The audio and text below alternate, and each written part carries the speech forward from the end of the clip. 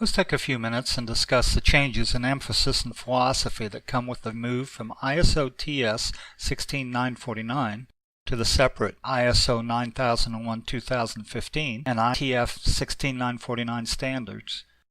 An ISO implementation expert noted, "Although it seems like a small change, the new draft international standard has added a requirement for top management to take accountability for the effectiveness of the QMS. For some companies where this activity has been delegated to an internal audit team, the expectation will be more prevalent that the members of top management can speak about how effective the QMS is and how this is measured and improved. Improving top management involvement and knowledge of the QMS at this point could help with the introduction of new accountabilities." Previously, the top management of many organizations would delegate responsibility for the quality management system and its attendant standard requirements to a management representative, usually someone operating under the umbrella of the quality function. Initial training was conducted, and subsequent accountability for adherence to the standard was facilitated through an internal and external auditing process. Sometimes, previous to an upcoming audit, the trained internal auditors would compare current practices to the system requirements and recommend appropriate adjustments through a corrective action method. Top management was kept abreast of progress and status through updates and a report-out process.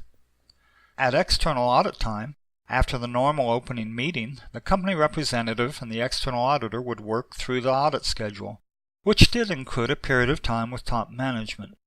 But top management was not required to demonstrate deep knowledge or engagement in the workings of the quality management system, nor in its interfaces with the production system. The bulk of the management rep and auditor time was spent auditing the process and procedures and practices of the organization, comparing them against the QMS standard.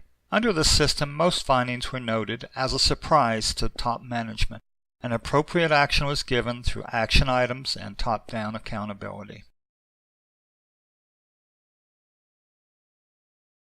Please hit the pause button and take a few minutes to discuss the following questions. First, in what ways does your facility or organization's handling of the quality management system resemble this model? Also, in what ways does your facility or organization not resemble this model? Hit the play button when you're finished with your discussion and are ready to proceed.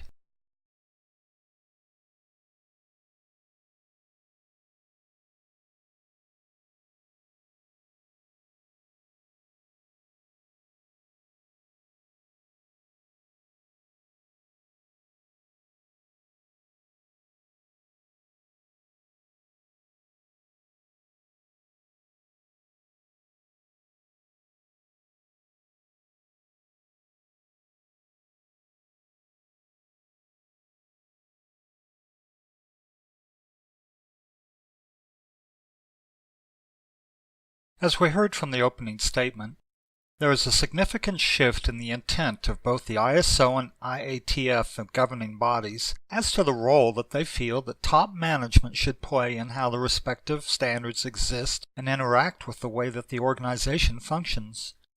Visually, this can be depicted more as a production management system within which the ISO 9001 and the IATF 16949 standards serve as a framework of sorts for systems and procedural operations. All of the systems within the production management system integrate with the standards via the quality management system. The intent is that employees at all levels are familiar with and operate within the framework of the system, and that the standards influence the format and scope of the production management efforts. Within this framework, there may still be a designated management representative, though the term has been eliminated from the standard. But the expectation is that top leadership is fully engaged and knowledgeable at all levels. Changes in the language within the standard are revealing. Previously, the ISO TS standard indicated that, quote, "Top management shall provide evidence of its commitment to the implementation of the quality management system and continually improving its effectiveness by," unquote. Whereas the current ISO 9001 language was strengthened to state, quote, top management shall demonstrate leadership and commitment with respect to the quality system by, unquote.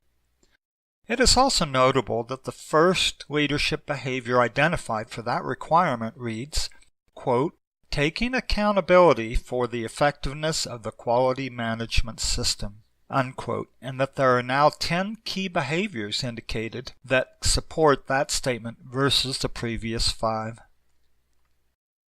At external audit time, this change will be seen in the amount of time that top management can expect to spend with the external auditors, and in the level of detail to which he will be expected to speak. This may include more time out at the processes with the auditor as well. Areas that the auditors may look at for evidence of leadership and commitment can be seen through the language of Section 5.1.1 of the ISO standard. Language such as effectiveness, compatibility with context and strategic direction, integration, process and risk-based thinking are all indicators of engaged and knowledgeable leadership involvement in the quality management system. Additionally, resources needed, communicating importance, achieving intended results, engaging, directing, and supporting are all definitely phrases that are indicative of a philosophy of hands-on leadership. As with most auditing processes, it can be expected that the external auditors will be looking for evidence that each of these key leadership behaviors are exhibited in the everyday interactions of top management. The auditors will be looking for specific actions rather than vague statements of commitment.